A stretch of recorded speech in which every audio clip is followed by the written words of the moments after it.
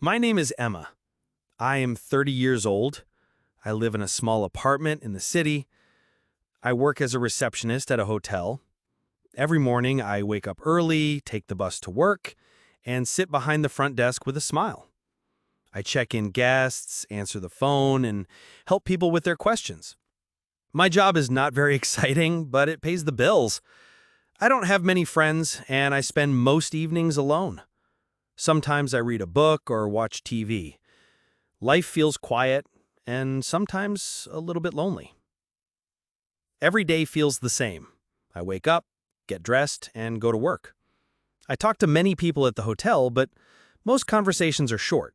Just hello, welcome, and have a nice day. When I go home, the apartment is quiet.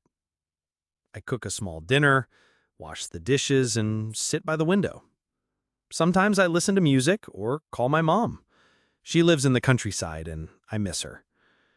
On weekends, I do laundry and clean my room. I don't go out much.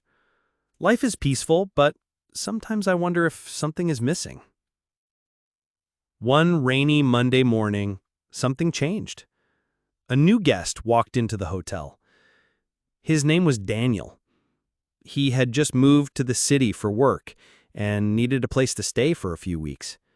He was tall, with dark hair and kind eyes. He wore simple clothes and carried only one small suitcase. When he spoke to me, his voice was calm and gentle. He smiled, not just with his mouth, but with his eyes too. I noticed that he always said thank you and never seemed to be in a rush. Every time he passed the front desk, he would say hello and ask how I was. At first, I thought he was just being polite, but slowly, I began to look forward to seeing him. His presence felt different, warm, like a small light in a quiet room. I didn't know it yet, but meeting Daniel would change my life. Over the next few days, Daniel came to the front desk more often. Sometimes he asked for fresh towels or help with directions, but other times he just wanted to talk. We would chat for a few minutes about the weather, or about the city, or about food. He told me he was working as an IT consultant and that he often traveled for work. I told him a little about my life too, how I lived alone, how I liked to read, and how I visited my mom when I could. He listened carefully and always looked me in the eye. One evening, I stayed a bit later than usual because of a guest complaint. As I was about to leave, Daniel came downstairs and offered to walk with me to the bus stop. I was surprised, but I said yes. We walked slowly through the quiet street. It was cold, but I felt warm next to him. We talked more than ever that night. His words were gentle, and he never made me feel small or unimportant. I smiled without even realizing it. For the first time in a long time, I felt like someone really saw me. A few weeks later, Daniel came to the front desk in the evening. He looked tired, like something was on his mind. He asked if I wanted to have coffee after my shift. I hesitated for a moment, but I agreed. We sat at a small cafe near the hotel. It was quiet, and the lights were soft. Daniel stirred his coffee slowly. Then he looked at me and said, "There's something I need to tell you." I felt my heart beat faster. He took a deep breath and said, "I have a daughter. She's 5 years old. I am not with her mother anymore, but we still talk sometimes because of our child." I didn't know what to say. I just listened. My mind was full of questions, but I stayed quiet. He looked at me with honest eyes and said, "I wanted you to know. I didn't want to hide anything." I nodded, but inside, I felt confused. After that night, I couldn't stop thinking.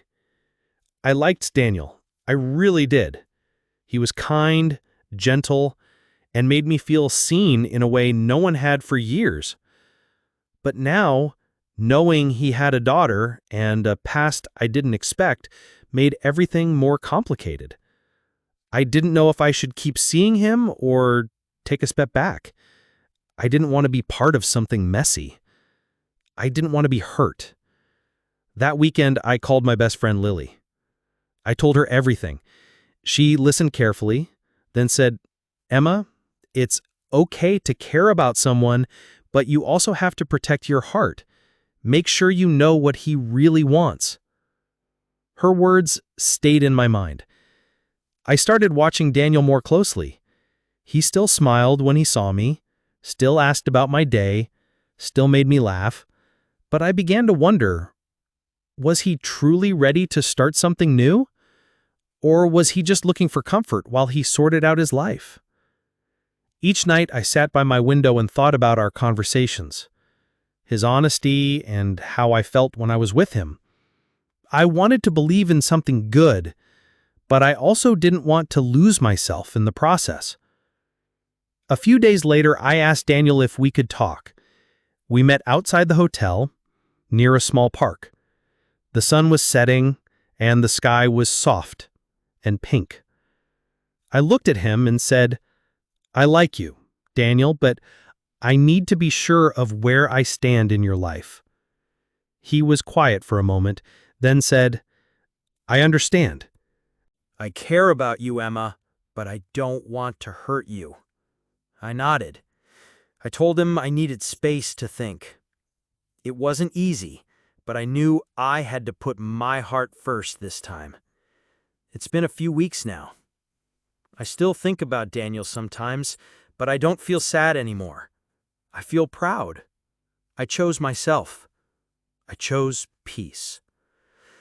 Life is still quiet, but it feels different now. I've learned that being honest with yourself is not always easy, but it's necessary.